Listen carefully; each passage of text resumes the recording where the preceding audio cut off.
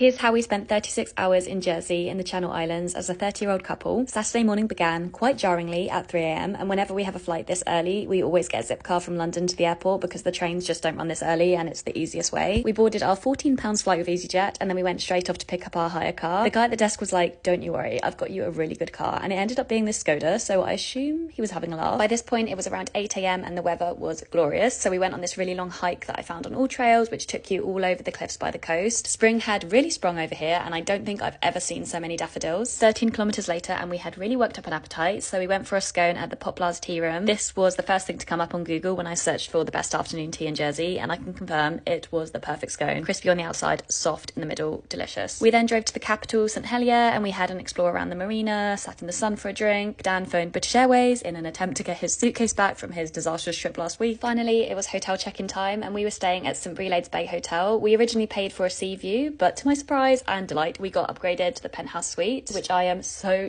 grateful for because this room was beautiful and the views over the bay were so nice. For dinner, we were toying with the idea of having takeaway fish and chips by the sea, but the nanosecond we realised we were in this room, we decided to get them to have on the balcony with a glass of rosé. So we sat outside, watched the sun go down, people watched. We also asked ChatGPT to write us a pub quiz and it got so many of the answers wrong. You always have to double check ChatGPT. It cannot be trusted all the time. We then went to bed at 9, and if this isn't life at 30 at its peak, I don't know what is. Sunday morning I woke up at 5:30 because I have the body clock of an 8-year-old, and I looked out to see that sadly the glorious weather from yesterday had washed away and been replaced with this rain and cloud. Never mind, we had a coffee on the balcony, I read my book, and then we were the first in the hotel down for breakfast when it opened at 7. The breakfast at this hotel was amazing. Such a great selection of hot food, cold food, pastries, yogurts, you name it. I would really recommend the hotel in general, to be honest. We loved everything about it. One other thing we loved about it was the health club. This opened at 8 and shock, we were first there as well. We headed down for a swim and steam, and in the chaos that led to this trip we completely forgot to pack our swim stuff, but luckily M&S in St Helier pulled through. We did 10 legs, which very nearly finished me off. We then checked out and we headed to the coast for a coffee and an amazing white chocolate rocky road. Then hike number 2 of the trip was Cooling. On a nice day I reckon this would be incredible because it had some great views of the rugged north coast of Jersey. We were really looking forward to doing the Jersey Wall tunnels, but sadly they were shut when we went, so we drove to Noirmont to see some of the World War II bunkers and the sights there. And then just down the road from here is a family run restaurant called the Muddy Duck. This had great reviews online, so we thought we'd try some fresh seafood. Prawns, scallops, oysters, sea bream, and the interior was really cozy and nicely decorated. We then had about an hour before we needed to be at the airport, so we went for hike number 3 of the trip. We did a loop all around the Arboretum, and that wrapped up our trip to Jersey.